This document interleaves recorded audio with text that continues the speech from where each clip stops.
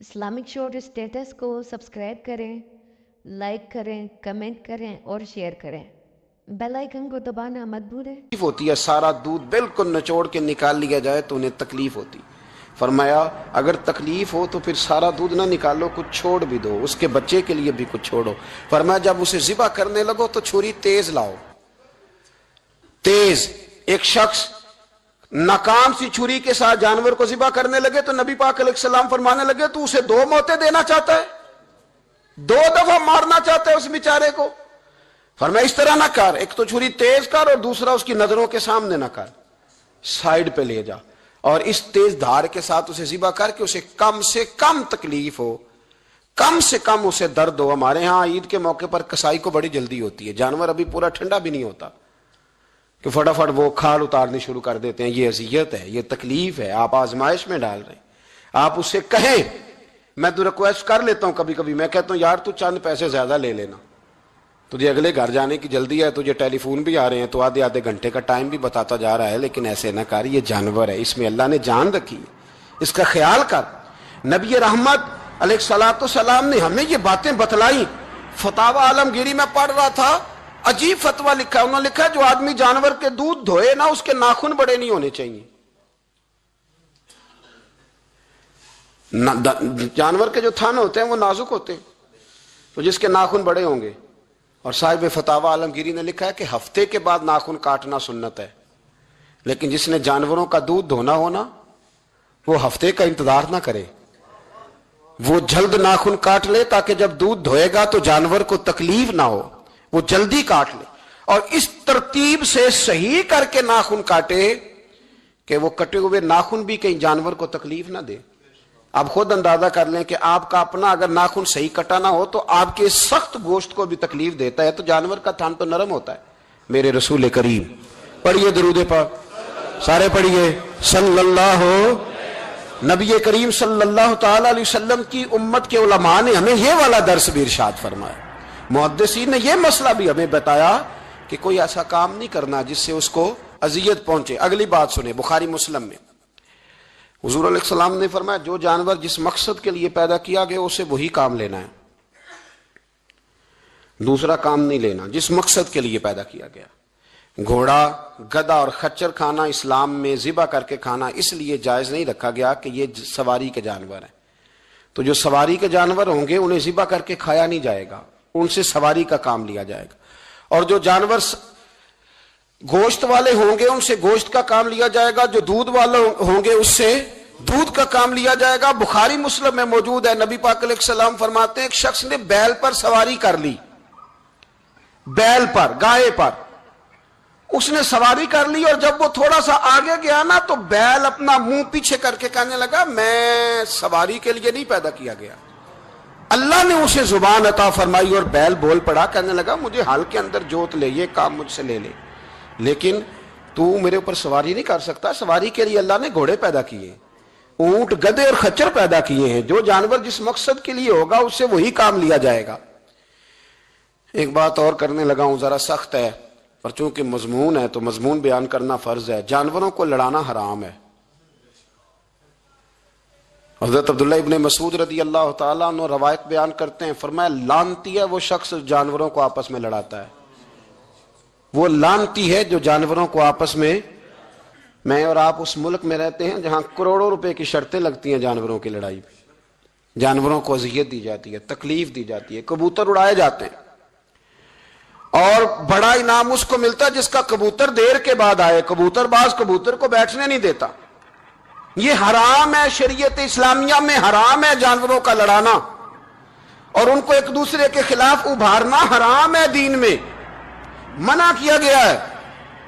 آپ جانور کو اگر پالیں گے بھی تو اس حد تک پالیں گے کہ جس حد تک اس کو کسی اذیت میں مبتلا نہ کیا جائے۔ کتوں کی لڑائی کرائی جاتی ہے، مرغوں کی لڑائی کرائی جاتی ہے، جانوروں کو اذیت پہنچتی ہے، بیلوں کی لڑائی ہوتی ہے، سینگ ٹوٹ جاتے ہیں، لہو اتنا بہتا ہے جانوروں کا کہ دیکھا نہیں جاتا، لیکن سامنے بیٹھنے والے تالیاں بجا رہے ہیں۔ یہ تو بڑے سخت دل لوگوں کے رویے کہ جانور کا خون بہ رہا ہے اور آپ تالیاں بجا رہے ہیں۔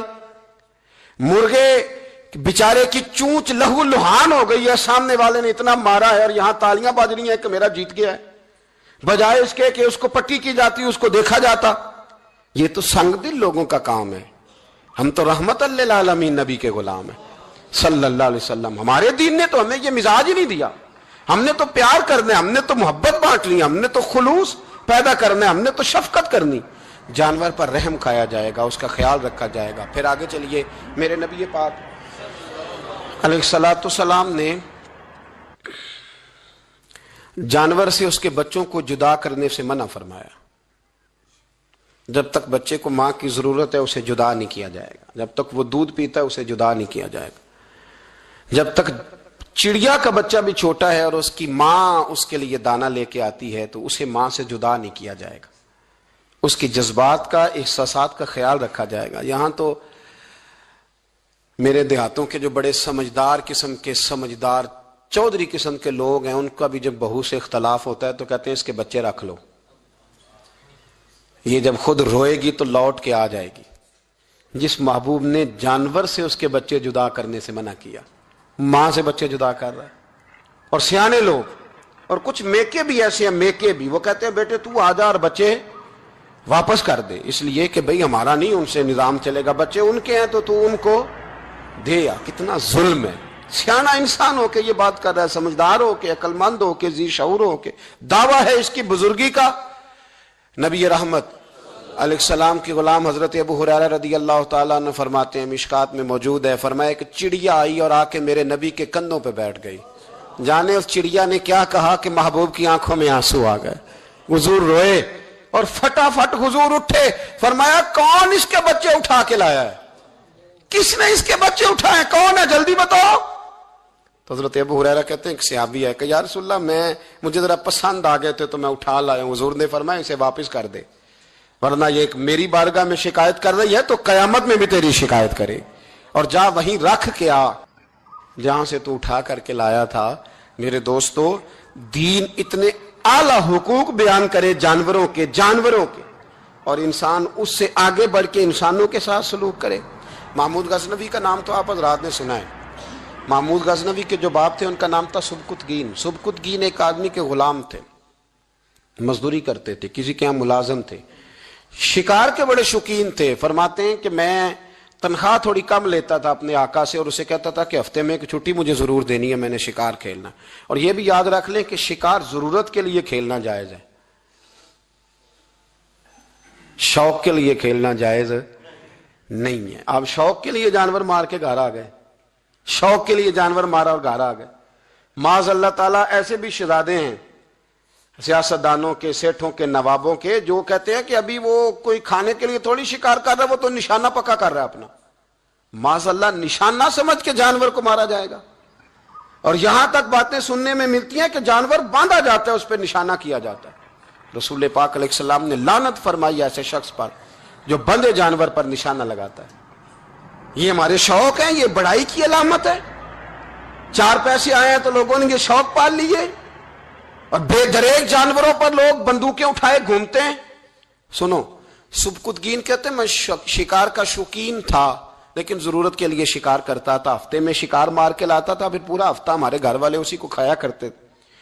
فرماتے ہیں کہ میں تنخواہ تھوڑی لیتا تھا اپنے آقا سے، محمود غزنوی کے والد سبکتگین، کہ میں بھئی ہفتے میں ایک دن شکار کرنے جاؤں گا۔ کہتے ایک دن میں جنگل میں شکار کرنے گیا تو کچھ جانور کم نظر آئے، صبح سے لے کر میں گھومنے لگا، عصر کا وقت ہو گیا، کوئی شکار نہ ملا۔ اب میرے دل کے اندر یہ ڈر تھا کہ اگر مغرب مجھے یہیں ہو گئی تو مجھے کوئی درندہ، کوئی جانور پریشان کرے گا۔ اسی پریشانی کے عالم میں میں دائیں بائیں دیکھ رہا تھا کہ ہرنی کا ایک بچہ مجھے نظر آیا۔ میں نے جھٹ سے وہ ہرنی کا بچہ ہی اٹھا لیا کہ آج یہی شکار کروں گا۔ کہتے ہیں میں نے اسے گھوڑے کے آگے رکھا، اپنے آگے گردن کی جانب، اور میں نے گھوڑے کی لگامیں اس تیزی سے گھمائی کہ سر پٹ گھوڑا دوڑایا تاکہ مغرب سے قبل میں شہر میں پہنچ جاؤں، یہ جنگل کا علاقہ گزر جائے۔ کہتے ہیں میں بڑی گرمی تھی، بڑی پیاس لگی، پر پانی نہ پیا نہ گھوڑے کو پلایا، سر پٹ دوڑایا اس ڈر سے کہ کہیں ایسا نہ ہو کہ میں جنگل میں مجھے شام ہو جائے۔ کہتے ہیں جب میں شہر سے باہر پہنچ گیا تو مغرب کا وقت بھی شروع ہو گیا۔ کہتے ہیں ابھی میں پہنچا ہی تھا، میں نے وہاں گھوڑے کو روکا، خود بھی پانی پیا، جانور کو بھی پلایا۔ کہتے ہیں ذرا میں نے آنکھ اٹھا کے دیکھا تو جس ہرنی کا میں بچہ لایا تھا وہ بھی دوڑتی ہوئی میرے پیچھے آ گئی. کہتے ہیں وہ پیچھے میرے کھڑی ہے, پتہ نہیں کہاں سے بیچاری دوڑی, میرا تو گھوڑا تھا اور میں نے تو سانس بھی نہیں لیا, 1.5 گھنٹہ 2 گھنٹے میں بھگاتا لایا اس جلدی میں کہ باہر آنا ہے. کہتے ہیں پلٹ کے دیکھا تو اس کی سانس پھولی ہوئی ہرنی کی اور للچائی نظروں سے مجھے دیکھ رہی ہے. دل کے ایک کونے سے آواز آئی کہ آج تو 2 شکار ہو گئے. بچہ تو پکڑا ہی, اس کی ماں کو بھی قابو کرتا ہوں تاکہ ڈبل شکار ہاتھ آئے گا. کہتے ہیں پھر اندر سے میرا درد بولا, اندر سے میرا رحم بولا کہ ایک ماں اپنا بچہ لینے آئی ہے, اور اس طرح تو اسے تکلیف نہیں دی جا سکتی کہ اسے بلیک میل کر کے ماں کو بھی رکھ لیا جائے. کہتے ہیں جب میں نے اس ہرنی کی طرف دیکھا تو اس کی نظروں میں سوال تھا, اس کی نظروں کے اندر سوال تھا, کچھ مانگ رہی تھی. کہتے میں نے اس بچے کی پشت پر ہاتھ پھیرا, پھر میں نے بچہ چھوڑ دیا. کہتے اس نے پہلے بچے کو بازوؤں میں لیا, پھر اپنی زبان سے اپنا بچہ چاٹنے لگی. کہتے ہیں پھر وہ جب جنگل کی طرف جانے لگی تو ایک دفعہ اس نے میری طرف دیکھا, دوسری دفعہ اس نے آسمان کی طرف دیکھا. زندگی میں مجھے اتنا سکون کبھی نہیں آیا تھا جتنا آج آیا. کہتے میں گھر گیا, عشاء کی نماز پڑھی, باوضو میں بستر پہ لیٹ گیا. لوگوں میرے نصیب دیکھو, مجھے مدینے والے محبوب کا دیدار نصیب ہوا. رسول کریم علیہ السلام میری خواب میں آئے, میں رونے لگا. گھر مہک اٹھا, پھول کھلنے لگے, خوشبوئیں بکھرنے لگی. کہتے ہیں محبوب کریم تشریف لائے, اور کیا خوبصورت جملہ ہے. محبوب فرمانے لگے, او سبکتگین, اگر تجھے بادشاہ بنا دیا جائے تو انسانوں کے ساتھ بھی اسی طرح رحم کرے گا نا جس طرح آج ہرنی کے ساتھ کیا ہے. اگر تجھے بادشاہ بنایا جائے تو رویہ یہی رکھے گا یا بدل جائے گا. کہتا میں رو پڑا, میں نے کہا یا رسول اللہ میں تو غلام بننے کے بھی قابل نہیں, تو بادشاہ کیسے بنوں گا. فرمایا تیری آج کی ادا بڑی پسند آئی ہے, عرش کے مالک نے تجھے بادشاہ بنانے کا فیصلہ کر لیا. تیری یہ ادا بڑی بھائی ہے, بڑی پسند آئی ہے. فرماتے ایک ہرنی کے بچے پہ رحم کھایا تھا, رب کریم نے مجھے بادشاہی عطا فرما دی. ہم نہ سیاست سے بادشاہی لینا چاہتے ہیں, سیاستدانوں کے اپنی جیب سے اشتہار چھپوا کے بادشاہی لینا چاہتے ہیں, ڈیرا بنا کے بادشاہی لینا. نہ, بادشاہی تو رحم کرنے سے ملتی, بادشاہی تو شفقت کرنے سے ملتی, بادشاہیاں تو اللہ کی مخلوق سے پیار کرنے سے ملتی. بادشاہیاں حضرت امام احمد بن حنبل رحمۃ اللہ تعالی علیہ فرماتے میں نے ماوراء النہر ایک محدث کا تذکرہ سنا کہ وہ میرے محبوب کی حدیثیں بیان کرتے ہیں, تو کہتے ہیں میں شوق علم میں ان کی بارگاہ میں پہنچا. جب میں گیا تو کتے کو کھانا کھلا رہے تھے, میں نے سلام لی تو انہوں نے جواب تو دیا پر کوئی اتنی توجہ نہیں کی میری طرف. میرے دل میں خیال آئیے محدث ہیں اور کتے کے ساتھ اتنا پیار کر رہے ہیں, میری طرف دیکھا ہی نہیں. تو فرماتے ہیں وہ کتے کو کھانا کھلا کے فارغ ہوئے تو میری طرف دیکھ کے کہنے لگے احمد بن حنبل میرے علاقے میں کتے نہیں رہتے, کتے دوسرے شہر میں زیادہ پائے جاتے ہیں, یہ بھوکا تھا تو ادھر آ گیا تھا. اور تمہیں حضور علیہ السلام کی وہ حدیث تو پتہ ہوگی کہ نبی پاک نے فرمایا جو کسی کے ساتھ امید لگائے اور وہ آدمی اس کی امید پوری کرنے پر قادر ہو پھر بھی امید پوری نہ کرے تو قیامت کے دن اللہ اس کی بھی بہت ساری امیدیں پوری نہیں کرے گا, اسے سزا ملے گی. امید پوری کرنے پر قادر تھا, مجبور نہیں تھا, پر پوری نہ کی تو اسے قیامت کے دن سزا ملے گی. تو فرمایا یہ کتا امید لگا کے آیا تھا میرے گھر میں کھانے کی, تو اگر میں پوری نہ کرتا تو پھر حضور کی اس حدیث پر عمل کیسے ہوتا, اور پھر مجھے حدیثیں بیان کرنے کا مطلب کیا سمجھ میں آتا. امام احمد بن حنبل رحمۃ اللہ تعالی علیہ فرماتے ہیں میں نے کہا استاد جی اجازت دے دیں. کہا کدھر آئے تھے؟ کہا حضور جس کام آیا تھا نا وہ میرا بڑا ہی اچھا ہو گیا ہے, وہ بڑا شاندار ہو گیا. جو حدیث بھی آپ نے بیان کر دی اور صرف بیان نہیں کی, آپ نے تو عمل کر کے بھی دکھا دیا ہے. آپ نے تو اس حدیث پر منوان عمل کر کے بھی دکھا دی. جانور کے ساتھ اس نے سلوک کرنا, اس کے ساتھ پیار کرنا, جانوروں کا خیال رکھنا. کچھ جانور موذی ہوتے ہیں, شریعت نے انہیں مارنے کی اجازت دی ہے, اجازت دے دیا. جو جانور تکلیف دیتا ہے, اذیت دیتا ہے, اسے مارا جا سکتا ہے, اس کو ہٹایا جا سکتا ہے, لیکن جانور کے حقوق کا لحاظ کرنا, اس پر رحم کھانا, اس پر توجہ دینا. میں برطانیہ کے ایک شہر کی طرف جا رہا تھا تو رستے میں نا ٹریفک بند ہو گئی. تو آپ کو پتا ہے میپ وغیرہ نکل آئے ہیں تو میپ سے پتہ چل جاتا ہے کہ کس روڈ پہ رش زیادہ ہے, کس پہ رش کم ہے. تو میں نے اپنے ڈرائیور سے یہ شکوہ کیا کہ میاں تم تو کہتے ہو یہ رستہ صاف ہے, یہ تو یہاں تو ٹریفک ہے. کہنے لگا حضرت صاحب پہلے نہیں تھی, ابھی ہوئی ہے تو پتہ کر لیتا ہوں. اس نے نیٹ پر کوئی چیز لگائی تو جواب یہ آیا کہ روڈ پہ نا آگے کتے کا ایکسیڈنٹ ہو گیا ہے اور ایمبولینس آ رہی ہے کتا اٹھانے کے لیے، تو جیسے ہی کتا اٹھا کے لے جائے گی نا روڈ کھول دیا جائے گا۔ مجھے نا شرم آئی، مجھے احساس نے مجھے پریشان کر دیا۔ وہ کہنے لگا حضرت میں نے کوئی ایسی بات تو نہیں کر دی، آپ تو پریشان ہو گئے۔ میں نے کہا یار پریشان اس لیے ہوا ہوں کہ کافروں کا ملک ہے، کتے کا ایکسیڈنٹ ہوا ہے تو ایمبولینس کتا اٹھانے آ گئی ہے، اور مسلمانوں کے ملک میں کتا اگر روڈ پہ ایکسیڈنٹ ہو جائے تو وہ گاڑی کے ٹائروں کے ساتھ مسئلہ تو جاتا ہے، اور مرے ہوئے کو بھی سائیڈ پہ کوئی نہیں کرتا۔ میرے وطن عزیز میں، میرے ملک کے اندر کتا اگر اس کا ایکسیڈنٹ ہو گیا تو ٹائروں کے ساتھ ہی وہ جائے گا، یعنی 10 دینے والا M A B A B B A M S C M Phil P H D کی ڈگری رکھنے والا، اب مالدار غریب لوگ تو نہیں نا گاڑیاں ڈرائیو کر رہے ہوتے، مالدار پڑھے لکھے لوگ وہ اپنے ٹائروں کے ساتھ اس کتے کے اوپر سے گزریں گے، لیکن کچھ چھڑی لے کے اس کو سائیڈ پہ نہیں کریں گے۔ پر ہمارے کوئی فلسفے سنے تو ہم سے زیادہ اچھا بیان ہی کوئی نہیں کر سکتا، ہماری کو لب و لہجہ دیکھے تو ہم سے زیادہ اچھی نصیحت کرے گا کوئی نہیں۔ لیکن اس کو ایک جگہ پہ میں نے کہا ایک سنگی سے کہ یار ذرا تھوڑا رکو، اس کو سائیڈ پہ کر دو، تو کہنے لگے مین روڈ پہ کیسے رکیں؟ تو میں نے کہا ہیلمٹ گر جائے تو فٹافٹ رک جاتے ہو، تھیلا گر جائے نا کبھی سامان والا تو یوں کر کے گاڑیاں بلاک کر دیتے ہو، اگرچہ وہ 150 روپے کا ہی مال کیوں نہ ہو، اور کتے کی خاطر نہیں نیچے اتر سکتے، اس کو تھوڑا سا ہٹایا نہیں جا سکتا۔ لیکن ہمارے رویے ہیں، ہمارا مزاج ہے، ہم ان چیزوں کو سمجھتے نہیں۔ امیر ملت، اور اگر میں کہوں بانی پاکستان تو میں ٹھیک کہوں گا۔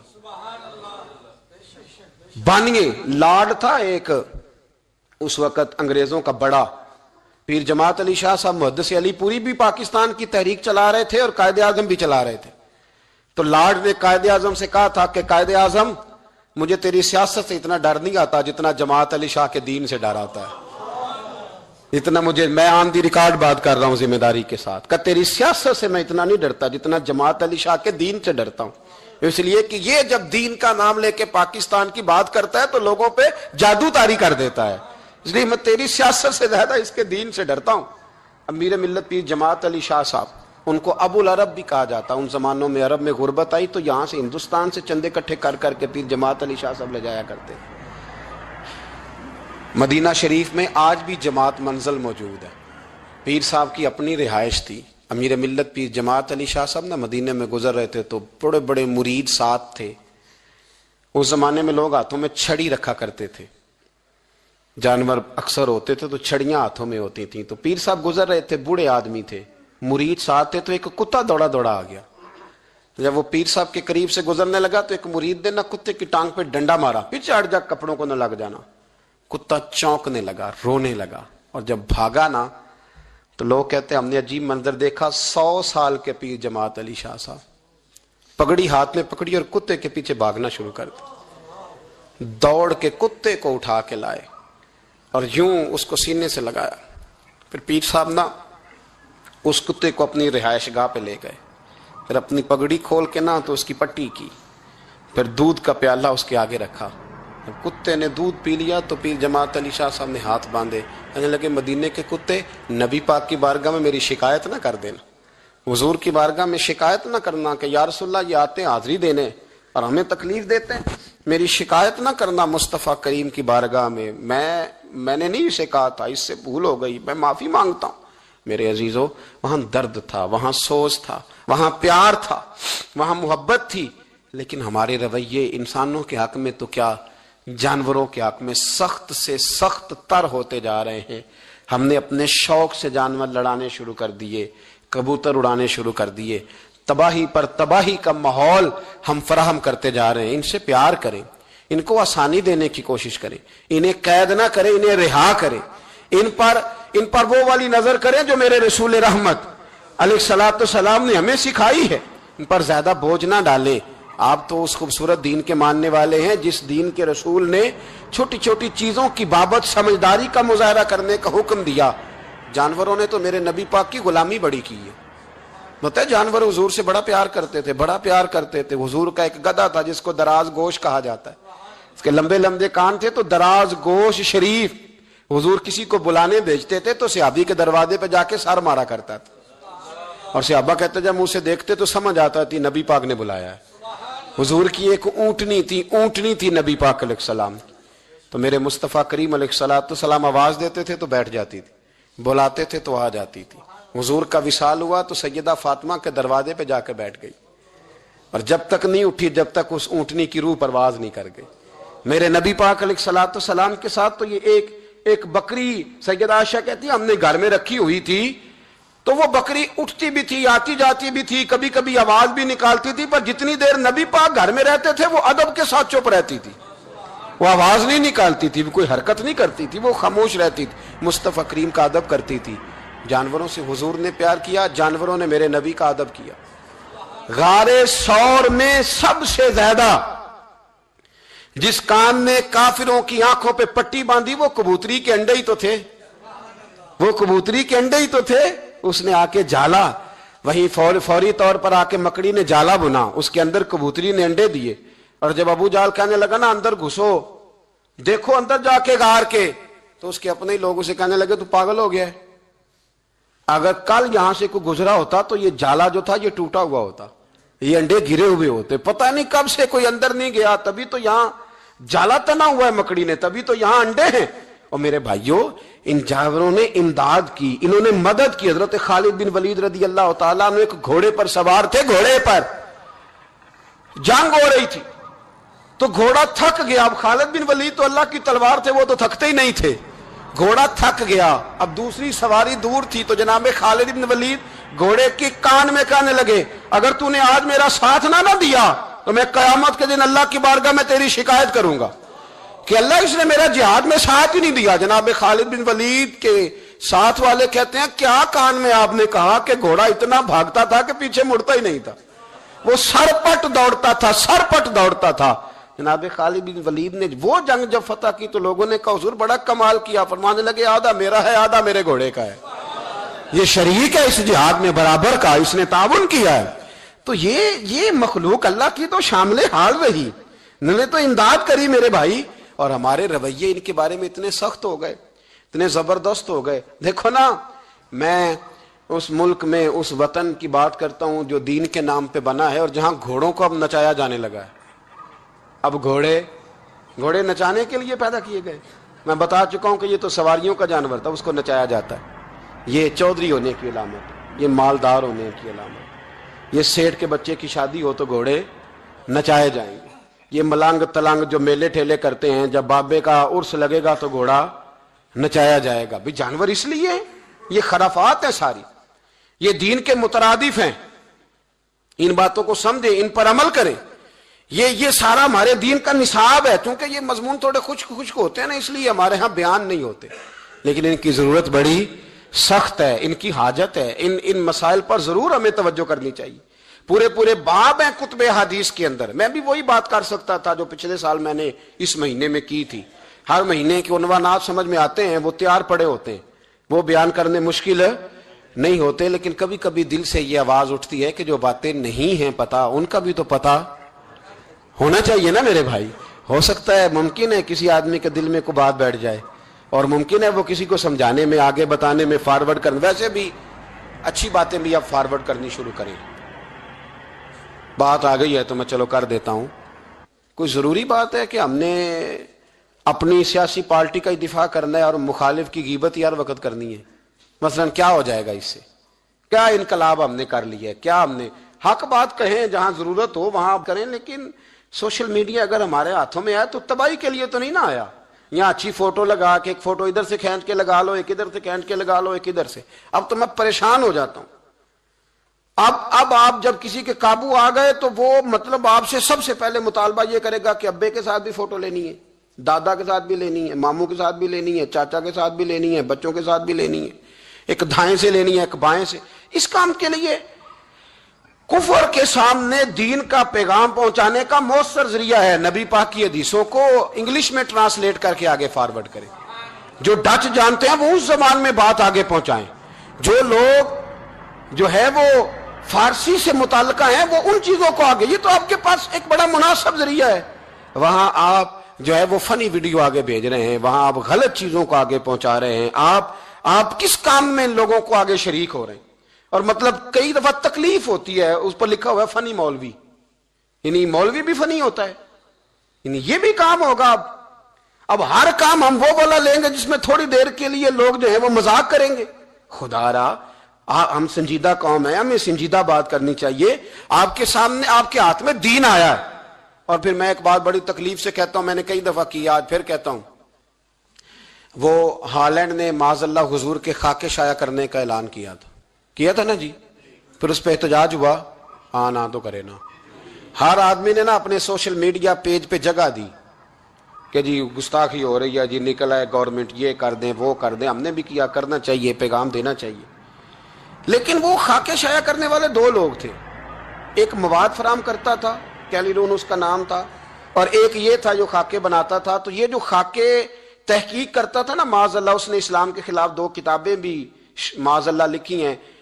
اب وہ بندہ نا یہ 1.5-2 ہفتے ہوئے کلمہ پڑھ کے مسلمان ہو گیا، اور آپ کے سارے قومی اخبارات نے خبر بریک کی، تمام نے، دنیا میں، ایکسپریس میں، ہر اخبار میں خبر آئی۔ پڑھی ہے آپ لوگوں نے بھی؟ جنہیں پڑھی ہاتھ کھڑا کریں۔ ماشاءاللہ اتنے لوگ گواہ ہیں، یہ سب نے پڑھی ہے۔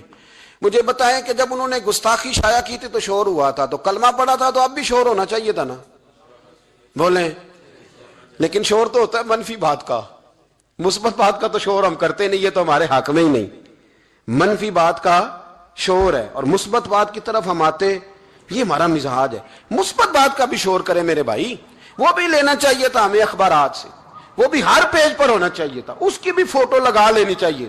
باقی تو ہم بڑی ایڈٹ کرتے ہیں نا، کسی کو کتا بناتے ہیں، کسی کو کچھ بناتے ہیں، تو اس پر بھی تھوڑی تعریف ہونی چاہیے تھی، تاکہ مسلمان اس کا بھی ذکر کرتے، اس کی حوصلہ افزائی ہوتی۔ کیا مؤلفۃ القلوب دین کا حصہ نہیں کہ کوئی نیا کلمہ پڑھے تو اسے مال دو تاکہ اس کا دل مضبوط ہو؟ تو کلمہ پڑھا تھا تو چاہیے تھا نا کہ ہم اس کے دل کو مضبوط کرتے، ہم یہ پیغام آگے کرتے کہ ہمیں بڑی خوشی ہوئی۔ وہ کہتا ہے میں تو حضور کے مخالف تحقیق کرنے نکلا تھا، پر ان کو پڑھتے پڑھتے ان کا غلام بن گیا ہوں۔ اور اس نے باقاعدہ معافی مانگی ہے، باقاعدہ معافی مانگی ہے کہ میں اپنے پچھلے رویے سے اللہ کی بارگاہ میں بھی شرمندہ ہوں، نبی پاک کی بارگاہ میں بھی شرمندہ ہوں، مسلمانوں سے بھی معافی مانگتا ہوں۔ اس نے باقاعدہ معافی مانگی ہے، لیکن جو کہ بات تھی مثبت، بات تھی خوشخبری والی، اور ہم دیتے ہیں مایوسی والی خبر۔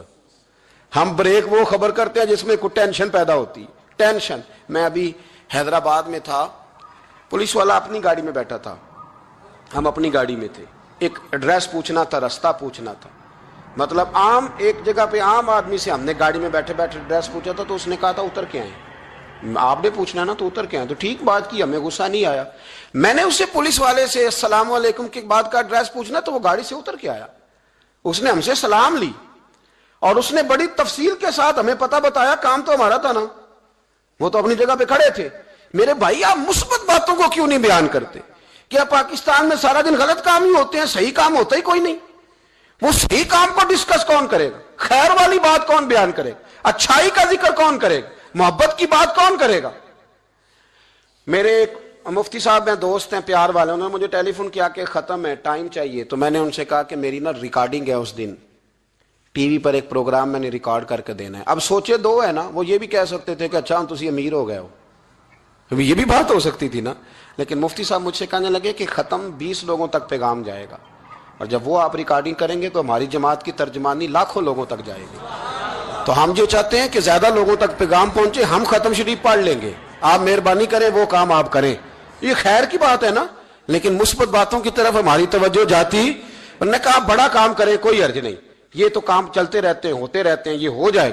مثبت کام پر اپنی توجہ کریں، جانور کے ساتھ پیار کریں، اچھے طریقے سے پیش آنے کی کوشش کریں، اچھا رویہ اختیار کریں۔ سنیں، بات ختم کرتا ہوں، ایک بات یاد آ گئی بڑی مزیدار۔ آپ نیٹ پہ سرچ کریں گے نا تو مصر کے شہروں میں ایک شہر ملے گا جس کا نام ہے فسطاط، فا سین توئیں، تا کہتے ہیں ہم اس کو عربی میں، تا ہے آگے الف ہے، یہ کٹھا ہے، اور آگے پھر تا ہے، فسطاط۔ یہ شہر ہے ایک مصر کا۔ فسطاط کا معنی ہے گھونسلہ۔ یہ شہر کب بنا؟ حضرت عمر فاروق کے زمانے میں حضرت عمر بن العاص رضی اللہ تعالیٰ عنہ یہاں جہاد کرنے آئے۔ اس جگہ جہاں آج وہ بہت خوبصورت اور بڑا شہر قائم ہے، وہاں انہوں نے خیمے لگائے، اور چونکہ جنگ کرنی تھی، 1 ہفتہ 2 ہفتے 3 ہفتے ممکن تھا جنگ جاری رہے، تو خیمے لگائے، پڑاؤ کیا، ٹھہرے۔ जंग होती रही, हफ्ते सवा के बाद जंग खत्म हो गई। हजरत अमर बिन आस ने फरमाया खैमे उखाड़ो भाई चले। सब लोग अपने अपना खैमा समेटने लगे। हजरत आस कहते हैं मैंने एक तरफ से जब खैमा अपना उतारा ना, एक तरफ से, आपको पता है उसके अंदर लोगों ने बांस लगाए होते हैं, लकड़ी के बड़े बड़े छड़ियां खड़ी की होती हैं, तो कहते हैं एक तरफ की छड़ी जब मैंने उतारी ना तो ऊपर मुझे कबूतरी नजर आई और उसके अंडे नजर आए, तो मैंने फटाफट दोबारा लगा दी। अब मैं सोचने लग गया यहां क्या करूं, इसको कैसे उतारूं, ये तो अंडे तो टूट जाएंगे, गिर जाएगी, और ये तो बड़ा वफादार जानवर है, ये तो मेरे मुस्तफा से प्यार करने वाला है। हजरत अमर बिन अलास रदी अल्लाह ताला अन्हु कहते हैं मैंने थोड़ी देर के बाद ही फैसला कर लिया कि नहीं भाई इसको छेड़ना ही नहीं, इसको लगा रहने दो। कहते हैं जब मैं जाने लगा तो मैंने एक दो सिपाही से कहा कि अभी हम यहाँ रहेंगे तो सही ना, तो यहाँ ऐसा ना हो कोई और उखेड़ के ले जाए, 2-1 दिन तुम नहीं ठहर जाते यहाँ। कहते हैं वो लोग ठहर गए।